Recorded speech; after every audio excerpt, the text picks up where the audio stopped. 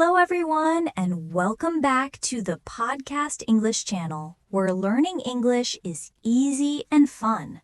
I'm Emily. And I'm Alex. Hi, Emily. How are you today? I'm great, Alex. Today's topic is really exciting. We're going to talk about our countries. Oh, yes. Talking about country. Everyone loves talking about where they're from. It's a great way to share your culture and learn about others. Exactly. So, Alex, where are you from? I'm from Canada. It's a beautiful country with lots of nature, forests, lakes, and mountains. People are really friendly there, and we love hockey. That's true. I've heard Canadians are very polite. What's the weather like in Canada? Well, it depends on the season. In winter, it's really cold and snowy, but in summer, it's warm and sunny, perfect for outdoor activities like camping or kayaking. That sounds amazing. I'm from the United Kingdom. We're famous for our tea, rainy weather, and of course, fish and chips. Oh yes, British people do love their tea. What do you like most about your country? I love the history and the mix of old and new. You can visit ancient castles and modern cities all in one day. That's awesome. I think every country has something special. Culture, food, people, or nature. I agree. And when we talk about our country in English, it's a good idea to mention things like the location, famous places, traditional food, and what people are like. Exactly. For example, you can say, I'm from Japan. It's known for its delicious sushi and beautiful cherry blossoms. Or, I'm from Brazil. People there are friendly and love football. Nice examples. So, listeners, what about you? How would you describe your country? Yes, try saying a few sentences in English about where you're from. It's a great way to practice speaking. All right. That's all for today's episode. Thanks for listening. And don't forget to like, comment, and subscribe to the Podcast English channel for more fun English conversations. Both. See you next time.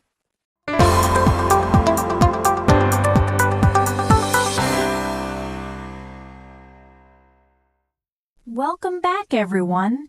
This is part 2 of our episode talking about your country. Last time, we talked about where we're from and what makes our countries special. That's right. Today, we're going to talk more about culture, traditions, and what makes people proud of their country. Exactly. So, Alex, what's something unique about Canadian culture?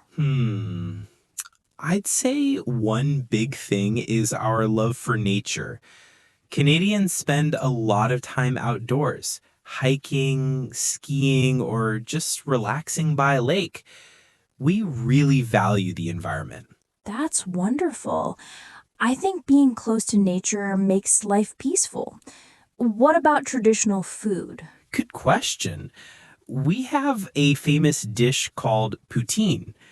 It's made with French fries, cheese curds, and gravy. It might sound strange, but it's delicious. I've heard of that. It sounds heavy, but yummy. In the UK, we also have some traditional dishes, like Sunday roast, shepherd's pie, and, of course, fish and chips. Oh, I love fish and chips. I tried it once in London. Crispy on the outside and soft inside, perfect with a bit of salt and vinegar. Exactly. And you know, British people also love talking about the weather. It's like a national hobby. That's right. I've noticed that in Canada too, especially in winter, we always talk about how cold it is. You know what's interesting, Alex? Even though countries are different, we all share some things, like being proud of our culture, our food, and our people. So true. And when you talk about your country in English, It's nice to share a little story. For example, last summer, my family visited Niagara Falls. It's one of the most beautiful places in Canada. Yes, or you could say, in my country, we celebrate the New Year with fireworks and family dinners. Perfect examples. Sharing stories makes conversations more personal and interesting. Exactly. So, listeners, try it. Talk about your country's food, culture, or a place you love.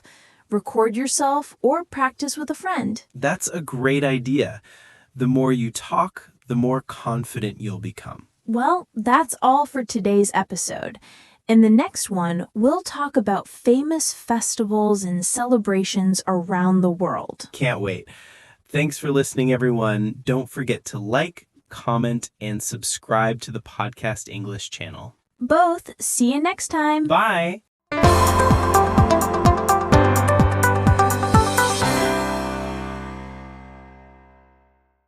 Hello, everyone, and welcome back to the Podcast English channel. I'm Emily. And I'm Alex. Thanks for joining us again. Today we're continuing our topic, talking about your country. Yes, in this episode, we'll talk about festivals and celebrations, one of the most colorful and exciting parts of any culture. Absolutely. Festivals tell us a lot about a country's history, religion, and traditions. So, Emily, what are some famous celebrations in the UK? Well, one of the biggest is Christmas. It's celebrated in December, and people decorate their homes, exchange gifts, and enjoy big family meals. Another famous one is Bonfire Night on November 5th. We light fireworks and bonfires to remember a historic event from hundreds of years ago. That sounds amazing. I love fireworks. In Canada, we also celebrate Christmas, but we have another big event, Canada Day. It's on July 1st, and it's like our national birthday. People wear red and white, wave flags, and enjoy concerts and fireworks. That sounds so fun. I love how national holidays bring people together. Do you have any local festivals too? Yes. For example, in Quebec, there's the Winter Carnival. People build ice sculptures, go sledding, and even have snow baths. It's one of the largest winter festivals in the world. Wow, that sounds cold but exciting. In the UK, we have cultural festivals too, like the Notting Hill Carnival in London. It celebrates Caribbean culture with colorful costumes, music, and dancing. That's one of the world's biggest street parties, right? Yes, it's full of joy and energy. And I think that's what festivals are about, celebrating who we are and where we come from. Exactly. Festivals show the spirit of a country, the colors, the sounds, the smiles. And for English learners, it's a great topic to talk about. You can say things like, in my country, we celebrate the New Year with traditional dances and special food. Or we have a water festival every April. People throw water to welcome the new year. Those are great examples. Talking about festivals is a fun way to share your culture and learn about others. So, listeners, what about you? What's the most popular festival in your country? Tell us in the comments below. We'd love to know. Yes, practice speaking about your celebrations in English. It's a great way to improve fluency and confidence. That's it for today's episode. Next time, we'll talk about famous places and travel destinations in our countries. Castles, airplanes. Can't wait for that one. Thanks for listening, everyone. Don't forget to like, comment, and subscribe to the Podcast English channel for more fun English conversations. See you next time. Bye!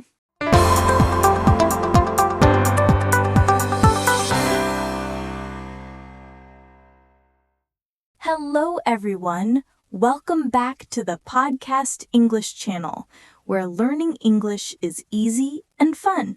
I'm Emily. And I'm Alex. Thanks for joining us again. Today, we're continuing our topic talking about your country. Yes. In this episode, we're going to talk about famous places and travel destinations, the spots that make people want to visit your country. That's right. Every country has something beautiful or special to show the world. So, Emily, what are some famous places in the UK? Well, there are so many. Of course, we have London, the capital city, full of history and culture. You can visit Big Ben, the London Eye, Buckingham Palace, and Tower Bridge. And if you love nature, Scotland's Highlands are absolutely stunning. Wow, I've seen pictures of those places. They look amazing. I'd love to visit the Highlands someday. You should. What about Canada, Alex? Where should people visit there? There's so much to see. One of the most famous places is Niagara Falls. It's one of the largest waterfalls in the world, and it's absolutely breathtaking. I've heard it's beautiful both in summer and winter. Yes, in winter it freezes and everything sparkles with ice. Another great place is Banff National Park in Alberta. The mountains, lakes, and forests there look like something out of a postcard. That sounds magical. I love how both our countries have a mix of city life and nature. Exactly. And when you talk about places in your country, you can use phrases like, one of the most famous places in my country is, or many tourists visit because it's known for its. Great tips. For example, one of the most famous places in the UK is Stonehenge. People visit to see the mysterious ancient stones. And I could say, many tourists visit Vancouver because it's surrounded by mountains and ocean, a perfect place for hiking or skiing. Those examples are perfect. Describing famous places is a great way to practice adjectives too, like beautiful, peaceful, crowded, historic, or breathtaking. That's true. So, listeners, try describing a famous place in your country. Tell us what makes it special: the view, the people, or the story behind it. Yes, you can even practice like this. If you ever visit my country, you should go to. It's a great way to make your English sound natural and friendly. I love that. Well, Emily, I think our listeners are ready to be tour guides for their own countries. Definitely. So, everyone, what's your favorite place in your country? Share it in the comments. We'd love to hear about it. That's it for today's episode. But don't go far. In our next one, we'll talk about the people, lifestyle, and what it's really like to live in your country. That sounds great. Thanks for listening, everyone. Don't forget to like, comment, and subscribe to the Podcast English channel for more fun English conversations. See you next time. Bye.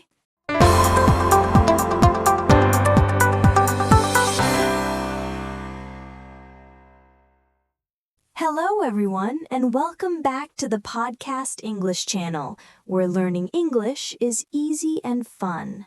I'm Emily. And I'm Alex. Thanks for joining us again. This is the final part of our series talking about your country. That's right. Today we're going to talk about the people and lifestyle in our countries, what everyday life is like. Yes, because when you talk about your country, it's not just about the places. It's about the people who live there. Exactly. So, Alex, How would you describe people in Canada? I'd say Canadians are friendly, polite, and helpful. We usually say sorry a lot. People respect personal space and like to be kind to strangers. That's true. I've heard that about Canadians. What's daily life like there? It depends on where you live. In big cities like Toronto or Vancouver, people are busy and life moves fast. But in smaller towns, life is slower. People know each other and enjoy spending time outdoors. That sounds lovely. In the UK, I'd say people are polite too, but a bit more reserved. We like our personal space and often use small talk to be friendly, like talking about the weather. I've noticed that British people are experts at small talk. What's daily life like there? Well, most people work or study during the day, and evenings are for relaxing, watching TV, meeting friends at a cafe, or going to the pub. On weekends, people enjoy nature, visit family, or take short trips. That sounds pretty similar to Canada. I think people everywhere try to balance work and family time. Yes, that's true. And when you talk about lifestyle in English, you can use phrases like, people in my country usually, or life in my country is. Good examples. For instance, people in my country usually eat dinner early and spend time with family. Or, life in my country is peaceful and simple. Exactly. You can also describe what people value, like education, family, or traditions. For example, people in my country really value hospitality and helping others. That's a great point. Talking about lifestyle shows how different cultures can be, but also how similar we all are. I agree. So, listeners, think about your own country. How would you describe your people? Are they friendly, hardworking, or relaxed? What's daily life like there? That's your English practice for today. Try speaking for 1 minute about people and lifestyle in your country. Yes, it's a great way to build confidence and share your culture. Well, that's all for today and for this series. We've talked about countries, culture, food, festivals, famous places, and lifestyle. It's been such a fun journey around the world through English. We hope you enjoyed it and learned new words and phrases to describe your own country. And that brings us to the end of our Talking About Your Country series. Yes, over the past 5 episodes, we've explored so many interesting things, from how to introduce your country to its culture, food, festivals, famous places, and lifestyle. We hope you've learned lots of new English words and phrases to describe your own country confidently. Remember, talking about where you're from is one of the best ways to share your identity and connect with others in English. That's right. Every country is special in its own way. The people, the traditions, the food, and the stories make each one unique. So keep practicing. Try recording yourself or talk to a friend in English about your country. The more you practice, the more natural you'll sound. And don't forget, you can always listen again to each episode for pronunciation and vocabulary practice. Thank you so much for joining us on this journey around the world. If you enjoyed this series, please like, comment, and subscribe to the Podcast English channel, where learning English is easy and fun. See you next time. Bye.